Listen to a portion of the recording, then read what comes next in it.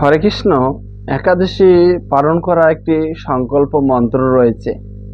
এই সংকল্প মন্ত্রটি হচ্ছে একাদশম নিরাহারম স্থিত অহম অপিরোহনি পক্ষে আমি পুণ্ডরিকাক্ষম শরণমে ভবাচ্যুত। এই মন্ত্রটি বলে ভগবানের শ্রীচরণে প্রার্থনা নিবেদন করতে হয়। এই মন্ত্রটি বলতে হয় ভোরের শয্যা ত্যাগ করে মঙ্গল আরতিতে অংশগ্রহণ করে।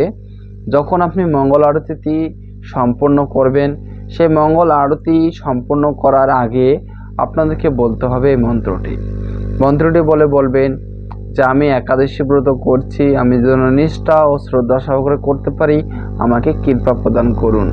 এভাবে বলে আপনি সম্পূর্ণ একাদশীর দিন ভগবানের গুণকীর্তন, নাম স্মরণ, শাস্ত্র অধ্যয়ন, হরিনাম জপ সমস্ত কিছু নিষ্ঠা সহকারে করবেন।